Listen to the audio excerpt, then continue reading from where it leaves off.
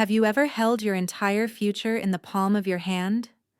Not a metaphor, but a literal, tangible piece of yourself that holds the blueprint for everything you are and will be. I have. It was a small glass vial, warm with my own blood, holding 3 milliliters of destiny. The irony is, at that moment, I thought it was just an act of scientific curiosity. I had no idea I was handing over the key to a locked room I never even knew existed inside me. My world was the laboratory, a sterile sanctuary of gleaming steel and the quiet, constant hum of genomic sequencers.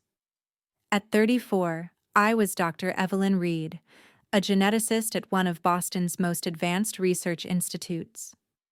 My life was ordered, logical, built on a foundation of verifiable data. I understood the world through the elegant double helix of DNA, a code more beautiful and profound than any scripture. It was a language of truth, and I was one of its fluent speakers. The announcement came on a crisp October morning. Dr. Alistair Finch, the Institute's director, gathered us in the main conference hall. He had the kind of infectious enthusiasm that made you want to cure cancer before lunch.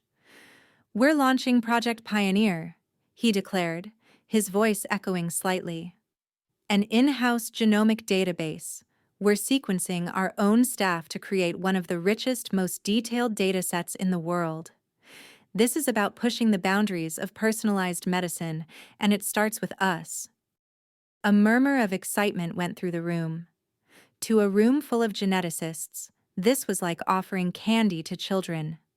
The chance to have your own 3 billion base pairs sequenced and analyzed with the latest technology? It was irresistible. For me, there wasn't a moment of hesitation. I believed in progress, in data, in the light of knowledge chasing away the shadows of disease. And besides, I was a Reed. Our family history was a carefully curated masterpiece, a New England tapestry of good breeding and robust health. What could I possibly have to fear? That night, I told my husband, Ben, about it. He was sprawled on the living room floor, surrounded by architectural sketches, the scent of graphite and paper filling our small apartment. He looked up, his eyes crinkling at the corners when he smiled. "So they're mapping out the eighth wonder of the world?" he teased, reaching for my hand. "Are you sure their servers can handle that much perfection?" I laughed, settling beside him. "Very funny. It's a fantastic opportunity, Ben. Think of the research potential." He put his pencil down, his expression turning serious and tender. "Speaking of potential," he said softly, his thumb tracing circles on my palm, "I was thinking we should maybe stop not trying." His words hung in the air, filled with a quiet hope that mirrored my own. We had been talking about it for months, and now, the time felt right. The desire for a child had become a gentle but persistent ache in my chest. "Yes," I whispered, leaning my head on his shoulder. "I think it's time to start building our own little team." The decision solidified my resolve to participate in the project. It felt like a perfect alignment of my personal and professional lives. I would be contributing to science while getting a fascinating, deep look at the very legacy I hope to pass on. I imagined showing our future child their own genetic map one day, explaining the science that made them who they were. In my mind, the Reed genome was a fortress, built of the finest materials. This test would simply be an inventory of its strengths. A few days later, I sat in the Institute's small phlebotomy lab. A cheerful nurse named Maria prepped my arm, her movements practiced and efficient. "Just a little pinch, Dr. Reed," she said. I watched the dark, rich red of my blood flow into the vial, a liquid archive of generations. There was my father's intellect, my mother's resilience, the stubborn Reed chin that went back centuries. It was all there, encoded in molecules, waiting to be read. I held the vial for a moment after she labeled it, the plastic still cool against my skin. It was just data. A complex, beautiful, and ultimately predictable map of my own biology. What was the worst that could happen? Maybe I'd find out I was predisposed to high cholesterol or had a variant that made me dislike cilantro.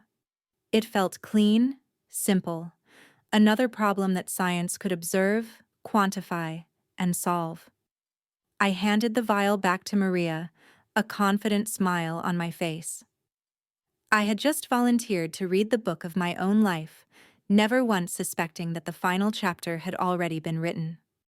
What if I told you that everything you believe about yourself, about the very foundation of your family, is a lie?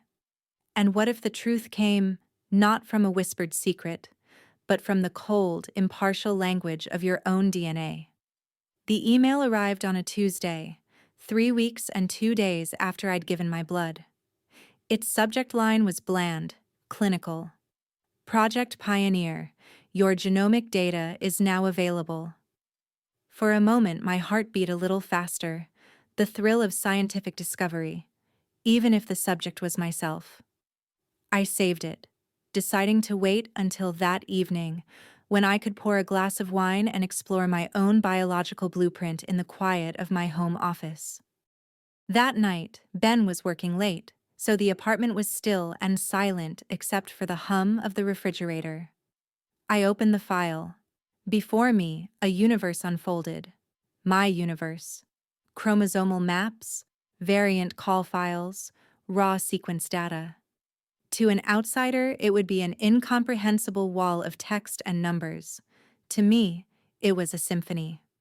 I spent the first hour indulging my professional vanity, tracing the genetic markers for traits I already knew I had. There was the variant for my ridiculously straight hair, the genes linked to caffeine metabolism that explained my need for a triple-shot espresso every morning.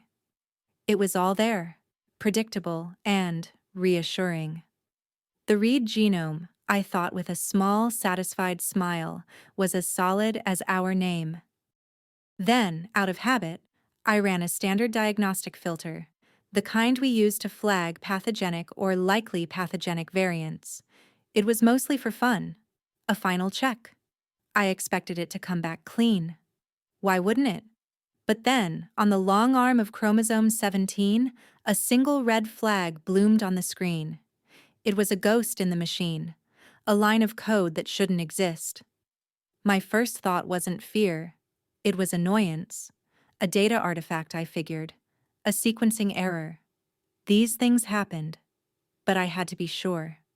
I clicked on the variant ID, and a new window opened, connecting me to the international genomic databases. My breath caught in my throat. This was no artifact. It was a well-documented mutation in a gene I'll call NUD4. It wasn't one of those common, manageable risks. This was rare, and it was devastating. I read the clinical summary, my eyes scanning the cold, technical language that felt like a physical blow. Frameshift mutation, loss of function, causes a progressive neurodegenerative disorder. The words blurred, the room suddenly feeling too small, too hot. The clinical description was a portrait of a slow, horrifying decay, a body and mind methodically dismantled from within. I scrolled down to the prognosis section, my hand trembling so badly I could barely control the mouse. The text was brutally concise. Onset of symptoms typically occurs in the late teenage years. Life expectancy is significantly reduced, with death often occurring in the early 20s. My mind reeled. Teenagers. Early 20s. I thought of the generations of Reeds, the portraits in my grandfather's study, all living long, prosperous lives. It didn't make sense. This couldn't be me. It couldn't be in my bloodline. A mistake. It had to be a mistake. Ice water flooded my veins. This wasn't just my genetic map anymore. This was a potential death sentence for the child Ben and I were so excited to conceive. A child who would have a 50% chance of inheriting this from me. The perfect fortress-like read genome was a lie. There was a monster hiding inside its walls, A silent executioner passed down through a line of people who never knew it was there. Or did they? The thought was a flicker, quickly extinguished by the scientist in me. Logic. I needed logic. There was only one rational explanation. The sample had been compromised. A mix-up in the lab, a contaminated reagent, human error during the accessioning process. It was the only possibility my mind would accept, because the alternative was unthinkable. The data was wrong. It had to be wrong. I stared at the screen, at the blinking cursor next to the string of letters, A, C, T, G, that had just condemned my future. My wine sat untouched. My hands were balled into fists. Tomorrow, I would walk into my lab, pull my own original sample from the freezer, and run the entire sequence again. I would prove the data wrong. I had to. It was the only hope I had left. The worst kind of hope is the one you manufacture yourself, a flimsy shelter built from denial. For 72 hours, I lived inside that shelter. I went into the lab before anyone else, the pre-dawn quiet feeling less like peace and more like a held breath. My hands, usually so steady during delicate procedures, had a slight tremor as I retrieved my own sample from the nitrogen freezer. The cold bit at my fingertips, a sharp, grounding pain in a world that had become abstract and terrifying. I ran the test myself, a targeted sequencing of the NEUD4 gene and its surrounding region. I was meticulous, following every protocol with a desperate precision, as if my very diligence could somehow alter the result. I calibrated the machines twice. I used a fresh batch of reagents. I treated my own DNA as an unknown variable, a potential enemy that had to be analyzed under the harshest of lights. Then I initiated the sequence, and the waiting began. 3 days. A lifetime. Those 72 hours were a study in dissociation. At work, I answered emails and attended meetings, my colleagues' voices sounding distant, like a radio playing in another room. At night, I'd lie next to Ben, feigning sleep, my mind racing through every possible explanation for the initial result. A 1 in a million statistical anomaly, a novel but benign polymorphism that the database had misread. Each theory was a prayer whispered into the darkness, a desperate plea to the god of data I had always worshipped. Ben knew something was wrong. I was quiet, distant. "You seem stressed, Ev. Is everything okay with the project?" he asked one evening, his voice laced with concern. "Just a complex data set," I lied, the words tasting like ash in my mouth. "It's taking a lot of my focus." How could I tell him that the data set was me? How could I voice a fear that I still refused to believe was real? Admitting it to him would make it solid, and I couldn't bear that weight yet. The notification popped up on my screen late on a Friday afternoon. The sequence was complete. My heart hammered against my ribs, a frantic bird trapped in a cage. I closed my office door and walked to my terminal, my footsteps echoing in the silent room. I pulled up the file. The familiar string of letters, the genetic code, filled the screen. With a shaking hand, I moved the cursor and clicked Analyze. For a few seconds, the computer processed the information. And then, it appeared. In the exact same position. The same frameshift mutation. The same blinking red flag of doom. It wasn't a mistake. The shelter I had built crumbled into dust, leaving me exposed and shivering in the harsh wind of reality. The data was correct. This thing, this genetic curse, was inside me. It was a part of my code, woven into the very fabric of my being. I didn't cry. The shock was too deep for tears. It was a cold, hollow certainty that settled in my bones. I was a carrier. I was a walking, talking vessel for a disease that stole futures and ended lives. The dream of a child, once so bright and full of hope, was now a terrifying gamble, a 50% chance of passing on a death sentence. I don't know how long I sat there staring at the screen. When I finally got home, Ben was in the kitchen, humming along to the radio and stirring a pot that smelled of garlic and tomatoes. He turned, a bright smile on his face, and it faltered the moment he saw me. "Ev, what is it? You look like you've seen a ghost." I couldn't speak. The words were lodged in my throat. I just shook my head, and that's when the tears finally came, a silent, racking sob that shook my entire body. He rushed to my side, wrapping his arms around me. Hey, what's happened? Talk to me." In broken sentences, between gasps for air, I told him everything. About the project, the first result, the denial, the retest. I told him about the gene, the disease, the prognosis. I laid the monster bare in our warm, safe kitchen and watched the color drain from his face. He held me tighter, his own fear a palpable thing. But when I was done, when the whole ugly truth was out, he did something I didn't expect. He led me to the couch and knelt in front of me, taking both of my hands in his.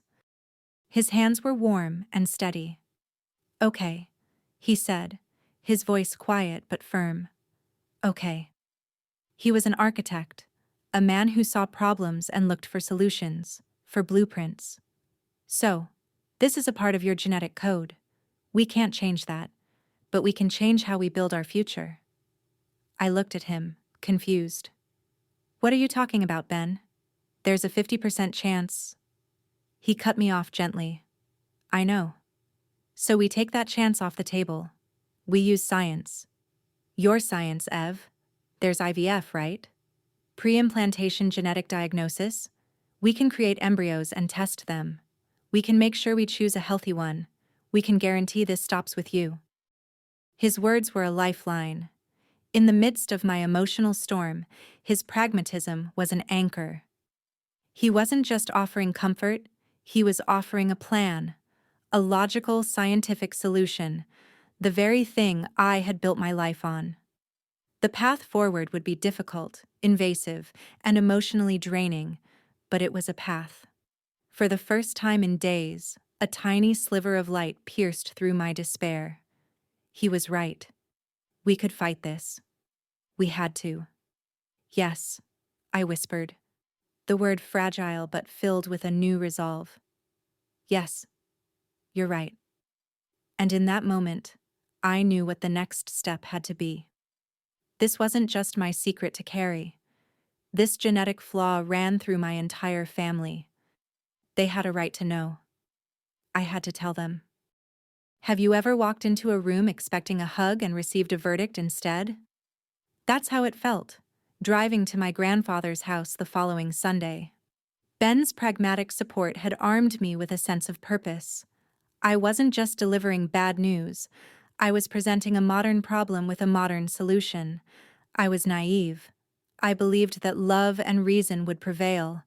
I thought I was walking into a family council. I was wrong. I was walking into a courtroom where I was the accused. The Reed ancestral home in Brookline wasn't a house. It was a monument to the family's perception of itself. A formidable brick Georgian, it stood behind a wrought iron fence, exuding an aura of quiet, unshakable permanence. Inside, the air was still and smelled of beeswax and old money.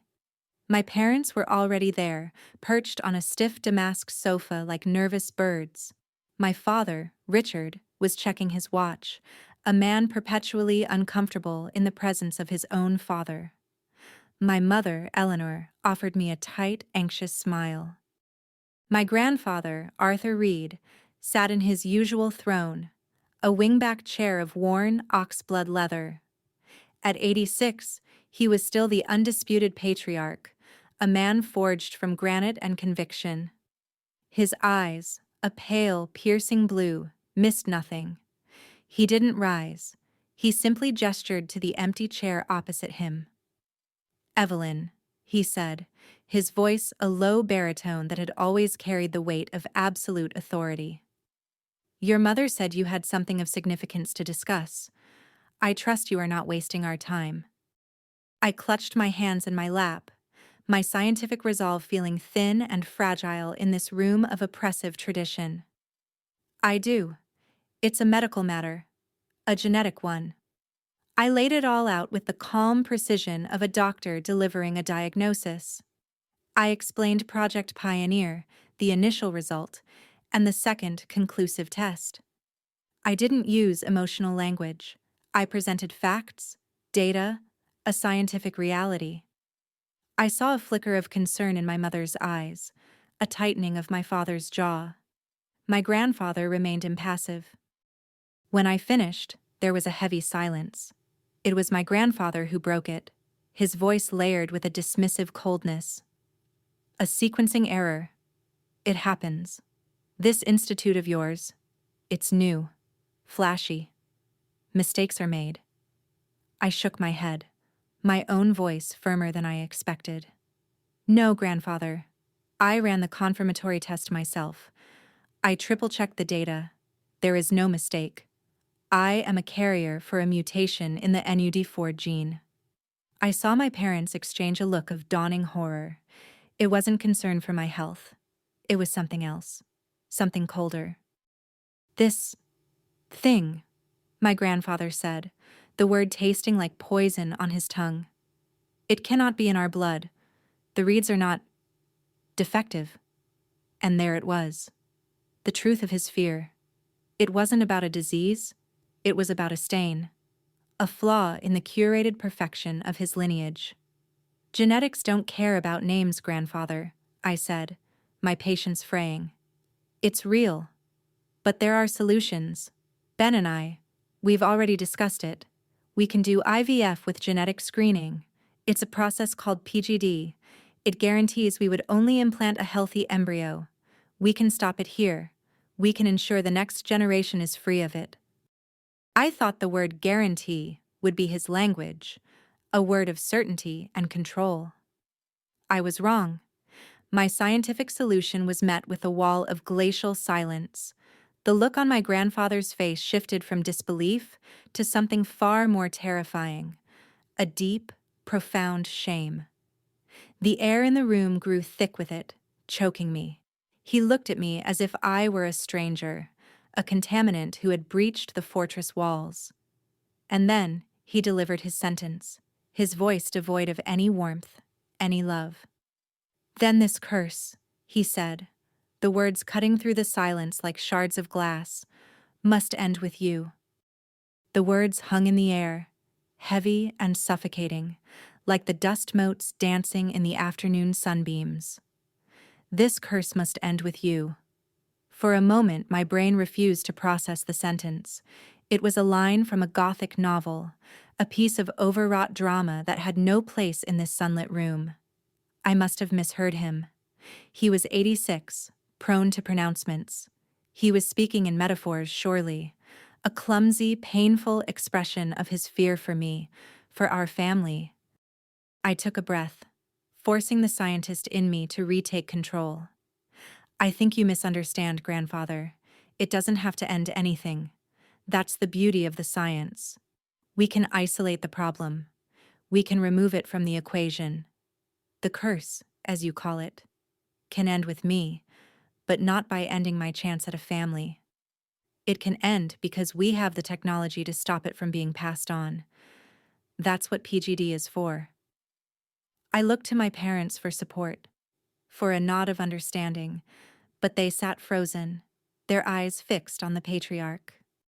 We understand perfectly, my father said, his voice quiet but firm, a ventriloquist's dummy animated by my grandfather's will. We will not have this family's legacy gambled on a laboratory procedure. We will not be creating and discarding life in a petri dish. It is a matter of principle. My mother finally spoke, her voice thin and reedy, an appeal to an emotion I no longer felt. Darling, he's not saying you can't be a mother. Adoption is a wonderful, noble option. You and Ben could give a deserving child a beautiful life. And there it was, the verdict, stripped of all metaphor. It wasn't a suggestion. It was a command. They were forbidding me from having my own biological children. The room swam for a second. The carefully constructed logic I had brought with me, my shield of data and solutions, shattered against a wall of pure, unadulterated prejudice. This wasn't about medicine. This wasn't even about the health of a potential child. This was about something far older, far uglier.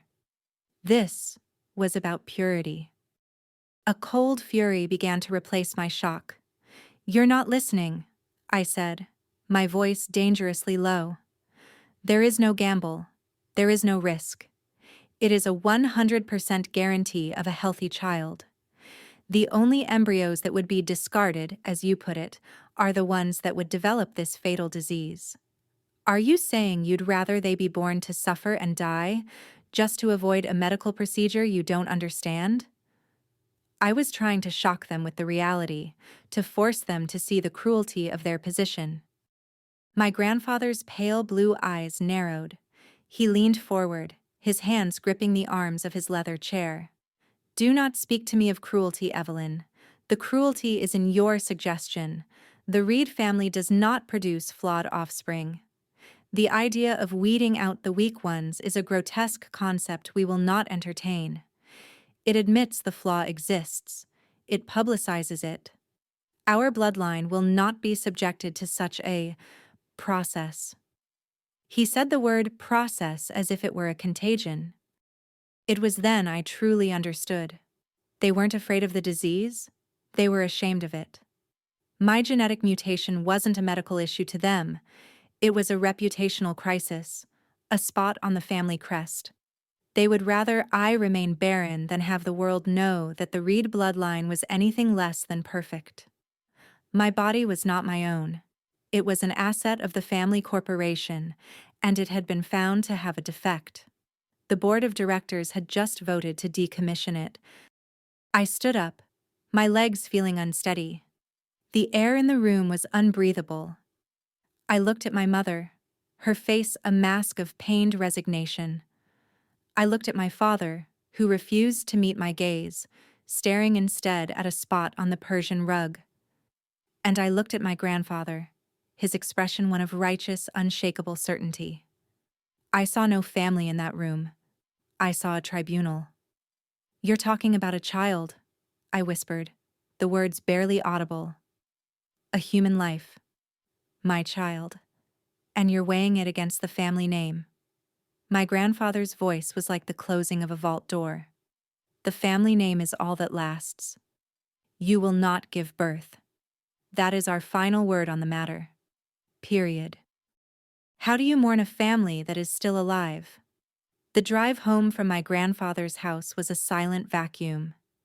Ben kept shooting worried glances at me, his hand resting on the center console, not quite touching mine, giving me space. I appreciated it, but the space around me felt infinite.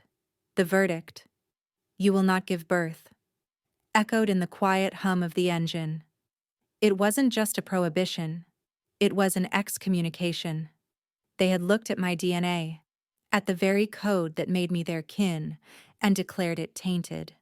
They had cut me out of the bloodline. That night, I didn't sleep. I lay in bed, staring at the ceiling, the rage a cold, hard knot in my stomach. The initial shock had burned away, leaving behind something new. A question. Not, "Why are they so cruel?" I had the answer to that. Fear, pride, a pathological obsession with an imaginary perfection. The new question was scientific. My grandfather had made a statement of fact. This cannot be in our blood. Very well. I would treat it as a hypothesis. I would be the scientist I was trained to be, and I would test it. If I was the first, a spontaneous mutation, it was a 1 in a billion tragedy. But if I wasn't? If this gene had been lurking in our family's hallowed DNA for generations, what did that mean? The next weekend, I went back to the house in Brookline. I told my parents I needed to retrieve some old childhood books from the attic. It was a flimsy excuse, But my father, eager to avoid another confrontation, gave me a key and a terse instruction not to disturb my grandfather. I had no intention of going to the attic. My destination was the small, neglected library on the second floor, the one that housed the family archives. It was a room no one ever entered. A dusty mausoleum of leather-bound ledgers, photo albums with brittle, yellowed pages, and boxes of brittle documents tied with faded ribbon. I felt like a spy in my own home, my heart pounding as I closed the heavy oak door behind me. The air was thick with the smell of decaying paper and time. I wasn't sure what I was looking for exactly. I was a geneticist, not a historian. But I knew what a pattern looked like. I started with the genealogical charts, enormous hand-drawn scrolls that traced the reed line back to the 17th century. Then I moved to the boxes, pulling out birth announcements, wedding invitations, and finally, what I was really looking for, death certificates. I started in the early 20th century, working my way forward. For hours, I saw what I expected. A family of robust, long-lived individuals, people who died in their 70s, 80s, 90s. Then I found him. William Reed, a great-great-uncle I'd never heard of, died 1922. Cause of death listed on the certificate: pneumonia. Nothing unusual, especially for that era. But then I saw his age, 19. A strange pang of unease went through me. A single data point isn't a trend, I told myself, my scientific training kicking in. It was a tragedy, nothing more. I kept digging. I found another, a distant cousin named Eleanor Vancroft Reed who had married into the family. She died in 1951, age 20. The cause of death was listed as a tragic fall, an accident. My unease grew. Then a third, Thomas Reed, my grandfather's nephew, died 1978, age 18. This time, the official cause was a car accident, a single-vehicle crash on a clear night. My breath caught. Pneumonia, a fall, a car crash. Different causes, different decades. But the pattern was screaming at me from the fragile, browning paper. I spread the 3 certificates out on the dusty mahogany table, my hands shaking. William, 19. Eleanor, 20. Thomas, 18. They had all died in that precise, horrifying window that the NUD4 prognosis had described. Onset of symptoms typically occurs in the late teenage years, death often occurring in the early 20s. My scientific mind, the part of me that saw the world in data and probabilities, connected the dots with a sickening click. These weren't random tragedies. This was a footprint. The monster in my genes had been here before. My family hadn't been ignorant of a curse. They had been burying the bodies. There's a difference between a secret and a lie. A secret is a hidden truth. A lie is a weapon. As I sat in that dusty library staring at the names of the dead, I realized my family hadn't been keeping a secret. They had been actively wielding a lie for nearly a century. The pattern wasn't just a footprint, it was a conspiracy. Pneumonia, a tragic fall, a car accident. These weren't diagnoses, they were alibis. But who in my family was the architect of this deception? My grandfather? His father before him? And who was the keeper of the truth? My mind raced through the branches of the family tree, searching for someone who might have been a witness, someone who might have been pushed to the margins. And then I found her. Anna Reed, my grandfather's younger sister, my great-aunt. I barely remembered her. She was a ghost at holiday gatherings from my childhood, a quiet woman with sad eyes who always left early. The family story was that she was eccentric, a polite Reed euphemism for someone who didn't fit the mold. Years ago, after a bitter argument with my grandfather, the subject of which was never discussed, she had cut ties with the family completely. Finding her was not easy. She wasn't listed in any phone directories. She had no online presence. It was as if she had deliberately erased herself. But my father, in a rare moment of unguarded conversation years ago, had mentioned she lived somewhere on the coast of Maine, communing with the seagulls. It was a dismissive comment, but it was a clue. I spent 2 days cross-referencing public records and property deeds. Finally, I found a match. An Anna Reed who owned a small cottage in a remote fishing village called Cutler. It was a 5-hour drive from Boston. I told Ben I needed to visit a colleague for a couple of days. The lie felt necessary. This was a hunt I had to do alone. The drive north was a journey into another world. The manicured suburbs of Boston gave way to the rugged, windswept coastline of Maine. Cutler was a town clinging to the edge of the continent, the houses weathered by salt and wind. Anna's cottage was small, silvered cedar shingles, with a plume of smoke rising from a stone chimney. It looked both defiant and solitary. As I walked up the stone path, my heart pounded. What would I even say? Hello, I'm the granddaughter of the brother you hate. I think our family has been covering up a genetic disease for generations. Care to comment? She answered the door on the second knock. She was smaller than I remembered, her face a roadmap of wrinkles, but her eyes were the same. A piercing, intelligent blue, just like my grandfather's, but without the coldness. They held a deep, ancient sadness. She looked at me, and for a moment, there was no recognition. Yes? She said, her voice raspy. I'm Evelyn, I said, my own voice unsteady. Richard's daughter, your grandniece. Her eyes widened and a complex series of emotions flickered across her face. Surprise, suspicion, and something that looked almost like fear. What are you doing here? She asked, her hand tightening on the doorknob. I decided the direct approach was the only one that would work with a Reed. I need to talk to you about the family, about something in our blood. The change was instantaneous. The fear in her eyes hardened into a weary resignation. She looked at me for a long moment, a silent appraisal, and then she seemed to make a decision. You'd better come in, she said, opening the door wider. Inside, the cottage was filled with books and the smell of wood smoke and tea. She gestured to a comfortable armchair near the fire. Tell me what you think you know. So I did. I told her everything. About my work, the genomic sequencing, the NUD4 mutation. I told her about the family's reaction, their shame, their ultimatum. And then I told her about my search in the archives, about William and Eleanor and Thomas. As I spoke, her face remained impassive, but her knuckles were white where she gripped the arms of her chair.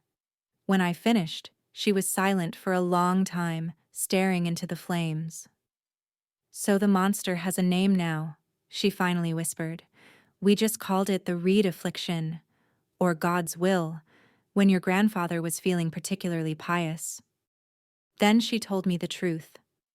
It was a story far uglier than I could have imagined. They had always known. For generations.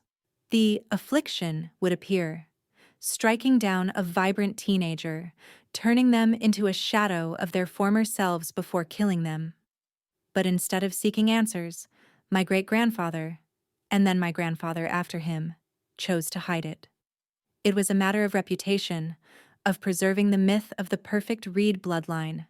The children who got sick weren't treated. They were erased. They were sent away, Anna said, her voice trembling with a rage that had simmered for 50 years. To private sanatoriums, expensive, discreet places in the countryside where they could decline without causing a scandal. They were sent there to die quietly. My blood ran cold. This wasn't just a lie.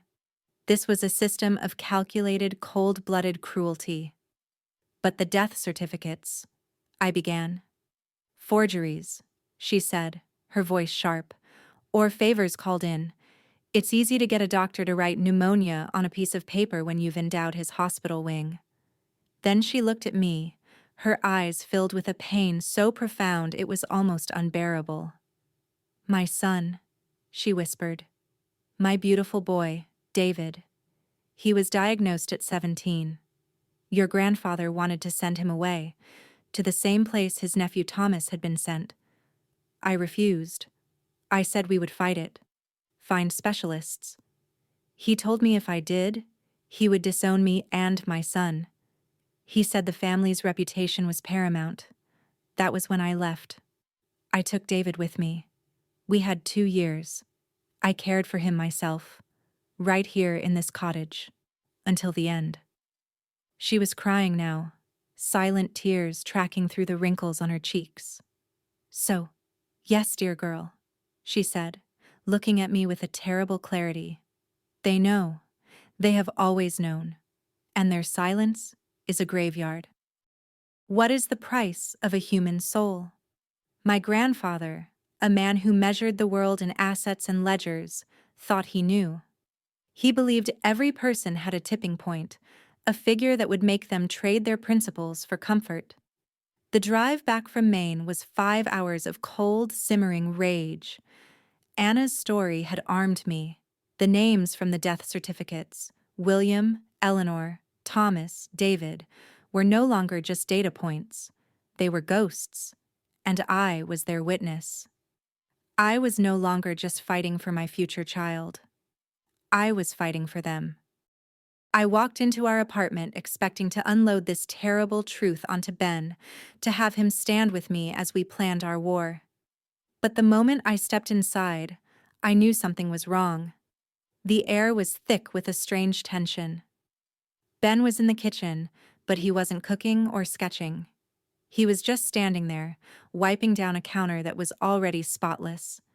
He looked up, and the smile he gave me didn't reach his eyes. "Hey," he said, his voice too quiet. "How was the trip?"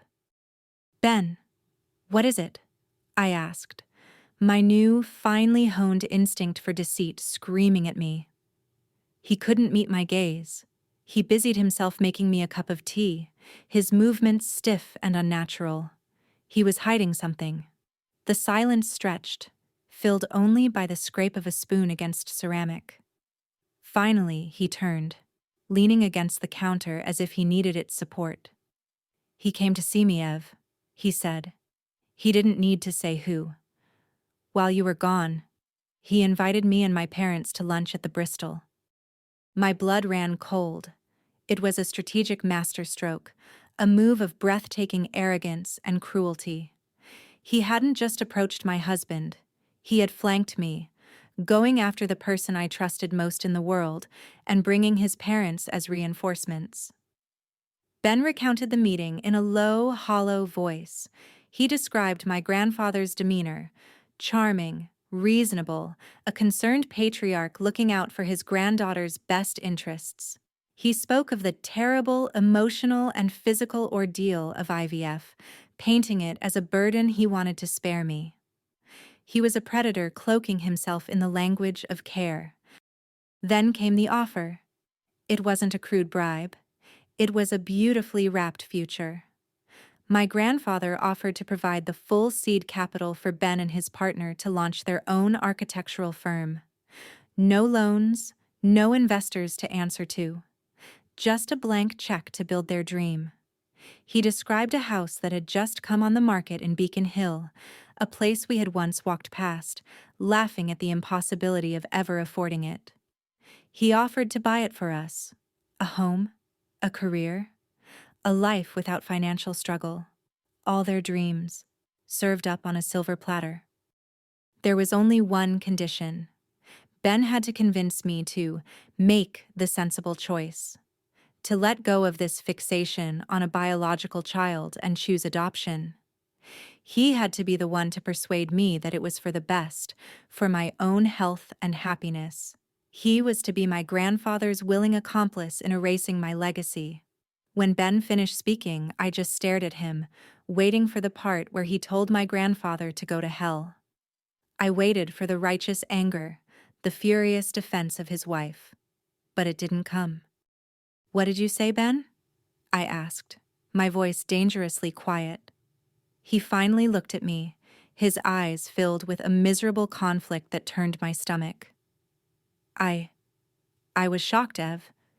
My parents. They thought he was being incredibly generous. They started talking about the house, the firm.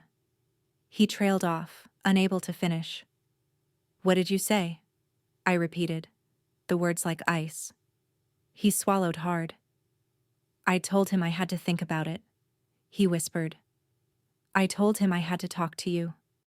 And in that moment, the floor gave out beneath me. He hesitated. He had sat at a table with that man, listened to an offer that placed a price on my body, on our child, on my very right to exist as I chose, and he had hesitated. He saw a future, a house, a career, and for a split second, he had weighed it against me. The man who had been my anchor, my partner, had wobbled. To him, it might have been a moment of weakness under pressure. To me, fresh from a cottage filled with the ghosts of children my family had thrown away, it was the ultimate betrayal. He hadn't just considered the offer, he had considered joining them. Silence in a marriage is never empty.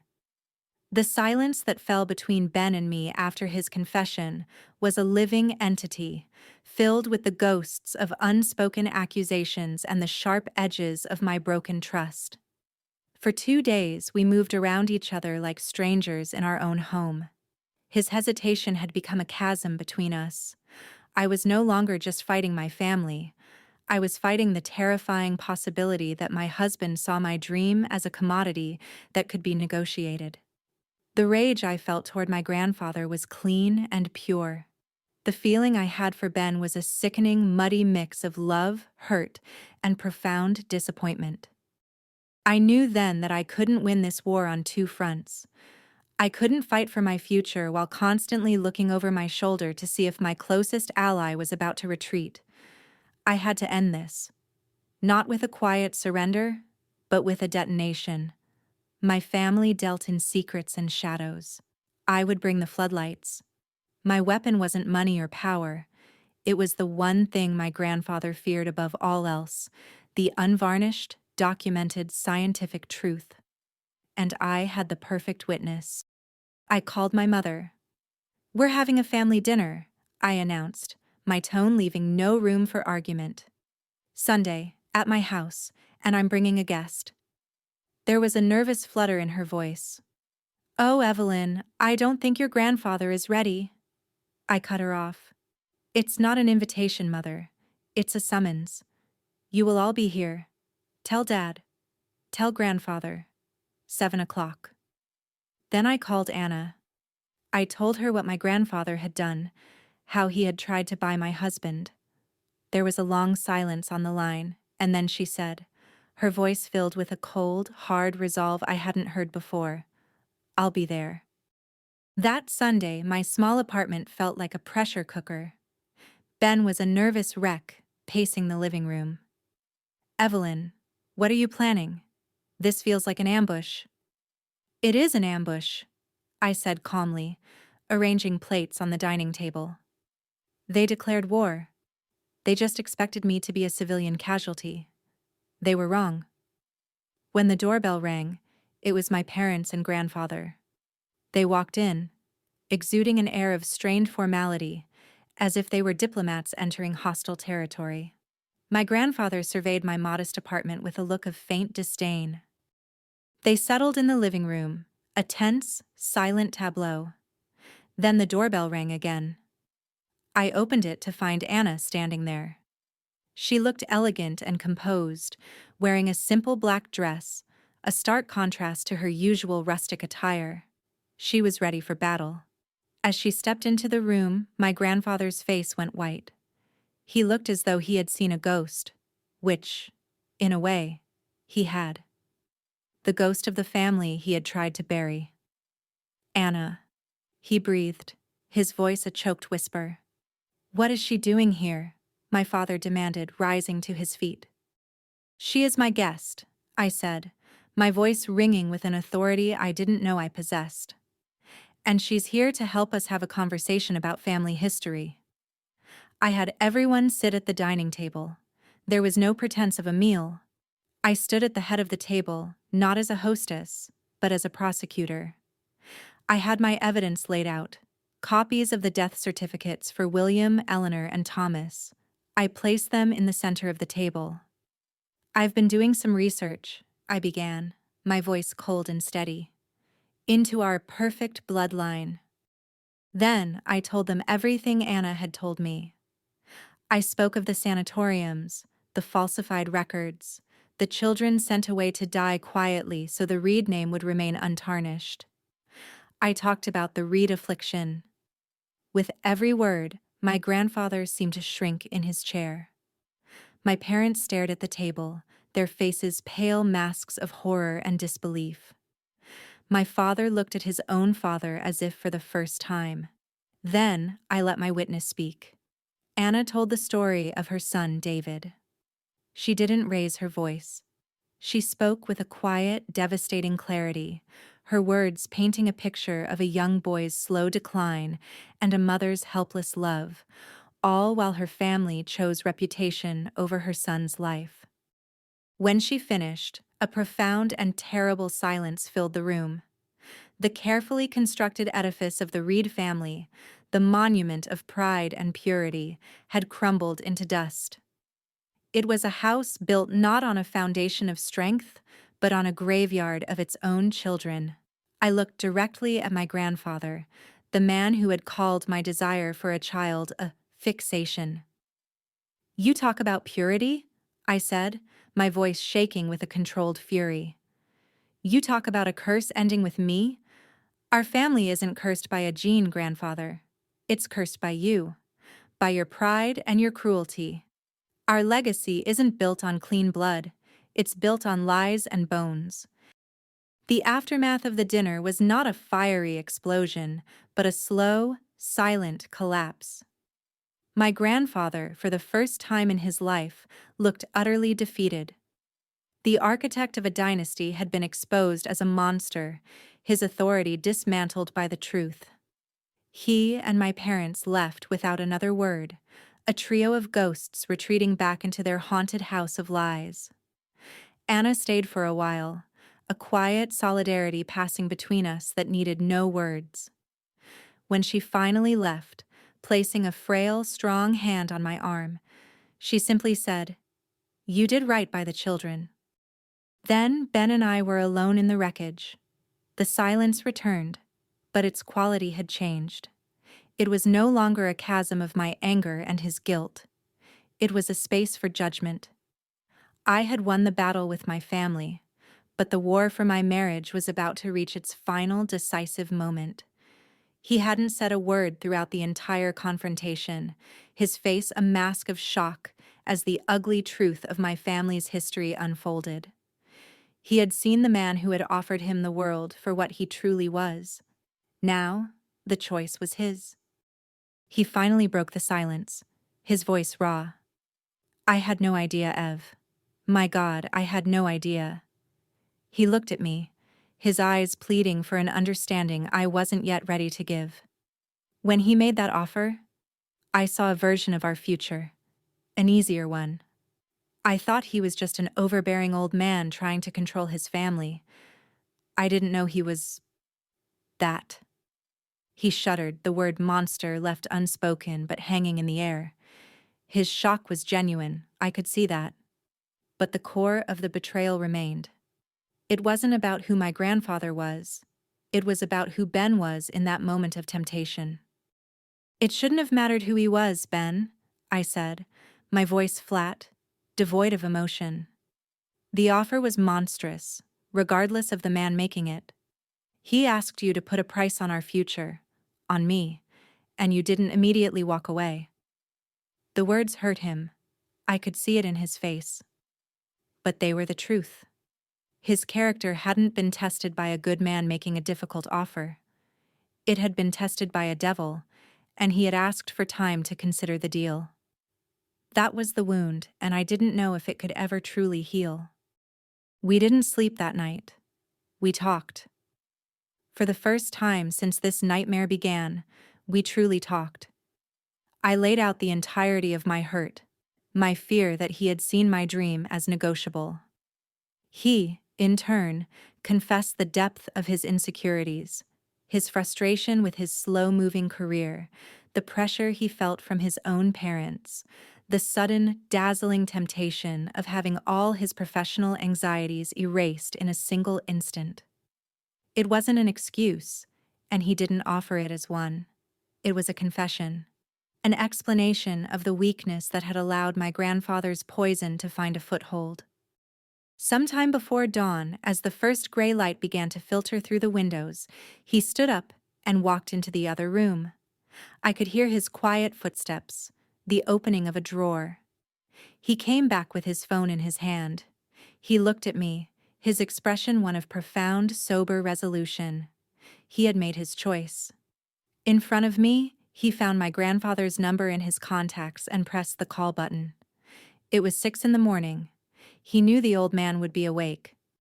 The phone was answered on the second ring, my grandfather's voice a gruff bark, and I listened as my husband, in a voice that was clear and steady and filled with a strength I hadn't heard before, systematically dismantled the devil's bargain.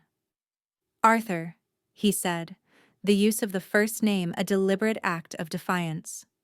"This is Ben. I'm calling to give you my answer to your offer. The answer is no. It will always be no." He paused, letting the words sink in. My wife is the strongest, most principled person I have ever known. The fact that I, for even 1 second, considered a future that wasn't built with her, on her terms, will be a source of shame for me for the rest of my life. I am on her side, completely. We will be building our family our way. Do not contact us again. He ended the call without waiting for a reply. He then deleted the number from his phone and looked at me. The chasm between us was still there, but for the first time, I saw a bridge.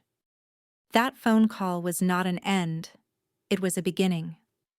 It was the moment the war ended and the reconstruction began. In the quiet aftermath, we looked at each other, two people who had been tested down to their foundations and had not, in the end, collapsed. The ghosts of the Reed family, with their secrets and their shame, were banished. They no longer had any power over us. Our apartment was no longer a war room. It was the entire sovereign nation of our future, and we were its sole architects.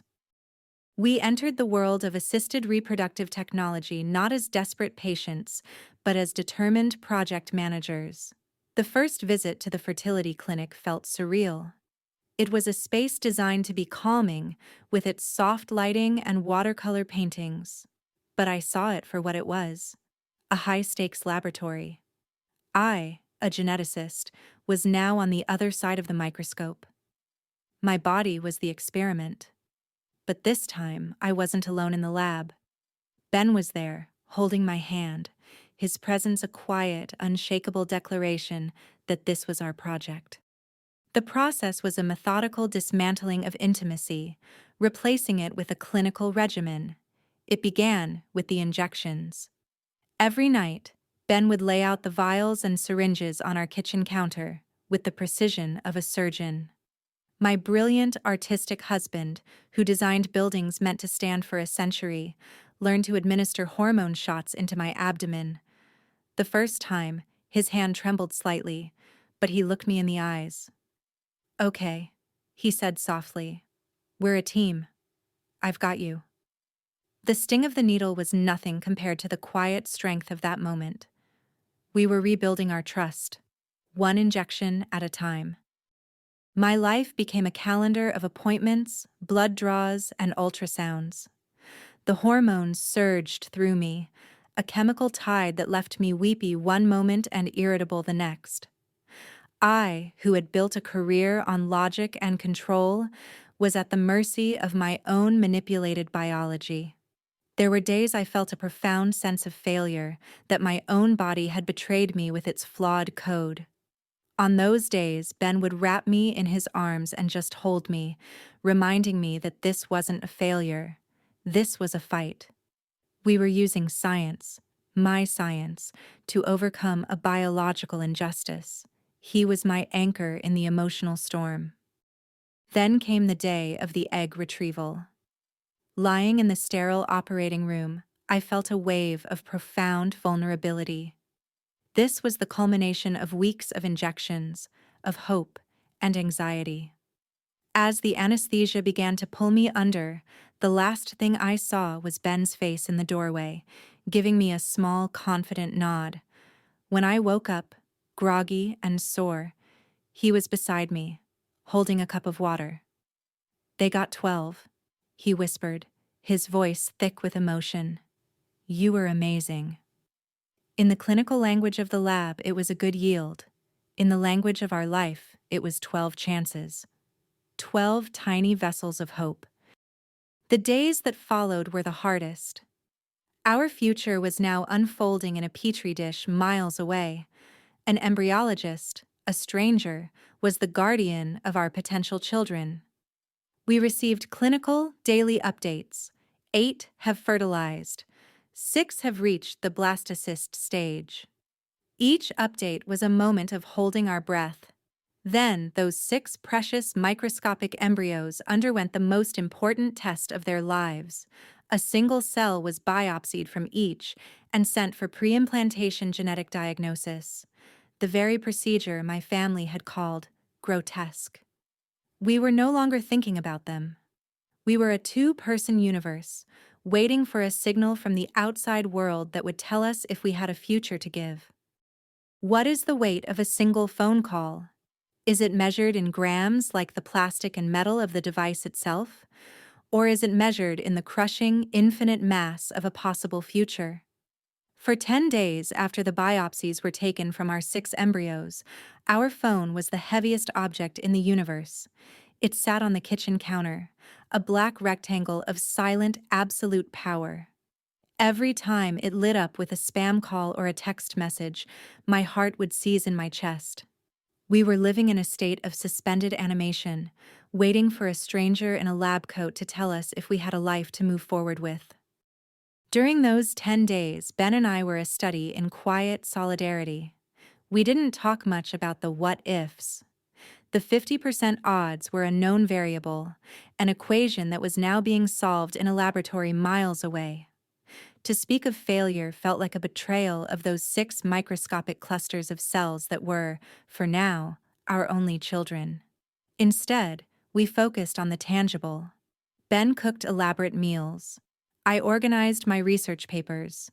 We built a fortress of mundane tasks around the terrifying void of the unknown. We were a team, waiting in a trench, listening for the sound that would tell us if the war was over. The call came on a Thursday afternoon. It was a number I didn't recognize, from the clinic's area code. I was in my home office, and Ben was in the living room. "Ben!" I yelled, my voice tight. He was by my side in an instant. I put the phone on speaker, my thumb hovering over the green icon, my hand shaking so much I could barely press it. We held hands, our fingers laced together in a death grip. "Hello?" I said, my voice a dry whisper. "Hello, Evelyn. This is Dr. Hansen from the clinic. I have your PGD results." Her voice was calm, professional, giving nothing away. It was the voice of a scientist, a voice I knew well, yet hearing it from the other side was a unique form of torture. "Okay," I breathed. Ben squeezed my hand tighter. "As you know," she continued, "we tested all 6 of your blastocysts for the NEUD4 mutation. I have the full report in front of me now." She paused, and in that second of silence I felt the entire world stop turning. The air in the room was thick, unbreathable. It was the moment of the verdict. The moment the data would either set us free or condemn us. "Of your 6 embryos," she said, her voice gentle but clear, "I'm sorry to say that 5 were affected. They all carried the mutation." I felt the breath leave my body in a rush, a silent scream of grief for the 5 futures that had just vanished. 5 out of 6. The odds had been brutal. My eyes closed, the darkness a welcome relief. Ben made a small, wounded sound beside me, but the doctor wasn't finished. But Evelyn, Ben, one was not. Embryo number 4. It's a healthy embryo, and it is completely free of the mutation. 1. The word was a single, perfect note in a symphony of chaos. It wasn't the triumphant victory I had vaguely hoped for. It was a desperate, last-second win. We hadn't stormed the castle. We had found a single, unlocked window. The relief was so profound, so total, that it felt like a physical blow. Tears I hadn't realized I was holding back began to stream down my face. Ben let out a choked sob, pulling me into his arms, burying his face in my hair. We just stood there, clinging to each other, the doctor's voice a distant, happy murmur on the phone. 1. We had a chance. A week later, we were sitting in Dr. Hansen's office. On a large screen on the wall was a grainy black and white image. It looked like a tiny sunburst, a beautiful, impossible galaxy of cells. There she is, Dr. Hansen said, pointing to the image. Embryo number 4. I stared at the picture, my heart aching with a love so fierce it terrified me. It was all our hope, condensed into a cluster of cells smaller than the period at the end of this sentence. Ben reached over and took my hand. His palm was warm and steady. This wasn't a guarantee. The odds of a successful transfer were not 100%. This was simply the next step. It wasn't the easy victory my family had demanded, or the perfect future my grandfather had tried to buy. It was something real, something we had fought for. A single, fragile, beautiful chance, wrested from the darkness of the past. And we were ready to take it. For most of my life, legacy was a word that felt like a weight. It was the heavy, gilded frames of ancestral portraits in my grandfather's study. It was the expectation of a flawless bloodline, a name that stood for permanence and perfection. I was supposed to be a custodian of that legacy, another link in an unbroken chain. What a fragile, foolish idea that was. I know what legacy really is now. It is the gentle, warm weight of a sleeping child against your chest. It is the soft scent of milk and sunshine. It is a future you build yourself, not one you inherit. 2 years have passed. The world has kept turning, the seasons changing outside the windows of the life Ben and I have forged from the ashes of the old one. My daughter is 1 year old. Her name is Anna. She has my dark, straight hair and Ben's eyes that crinkle at the corners when she smiles. She is a miracle of science, a testament to a single, healthy embryo that made it. But she is more than that. She is the embodiment of a choice. We named her after my great-aunt, the woman who chose truth over the family's suffocating lies. She is named for a rebel, and I hope she always has that spirit. The Reed family, as I knew it, is a ghost. My grandfather died 6 months ago, and I did not attend his funeral. I'm told he never spoke my name again after that final terrible dinner. He went to his grave believing I had been the one to betray the family, that I had prioritized my own selfish desires over the sanctity of the bloodline. My father, a man forever in his father's shadow, maintains a cold, resentful silence. The line has been drawn. The chasm is too wide to cross. The break is clean and absolute, and I have learned to live with the quiet ache of it. My mother calls sometimes. The calls are short, secretive, made from her cell phone when she is out running errands. She never asks about me. She asks about Anna. Is she walking yet? Does she have any teeth? Her voice is a furtive whisper, the voice of a woman torn between a lifetime of loyalty to a tyrant and the pull of her own grandchild's existence. I send her a photo sometimes, and I get a single, sad emoji in reply. It is all the relationship we have left, a fragile thread woven from a grandmother's forbidden love. I accept it for what it is. Ben is the architect of this new life in more than just name. The ordeal didn't break us, it reforged us. His moment of hesitation, the wound that I thought might be fatal to our marriage, became a scar that we both acknowledge. It reminds us of the precipice we stood on, and the conscious choice he made to step back from it, to stand with me. He left his old firm and, with a partner and a modest business loan, started his own. He works twice as hard for a tenth of the money my grandfather offered him, and I have never seen him happier. He is building something that is truly his. We both are. I was in the park with Anna yesterday, pushing her on the swings. She was laughing, that pure, uninhibited shriek of joy that only a baby can produce. And I thought of my grandfather's final verdict: this curse must end with you. He was right, in a way he could never have understood. The genetic curse, the flawed code on my 17th chromosome, did end with me. Science stopped it in a petri dish, but that was never the real curse of the Reed family. The real curse was the lie. It was the fear, the shame, the cold-blooded cruelty that sacrificed children for the sake of reputation. That is the curse I ended. I did not just give birth to a daughter. I broke the chain. I let in the light. Anna's laughter is the sound of its victory. She is not the end of a bloodline. She is the beginning of a true one.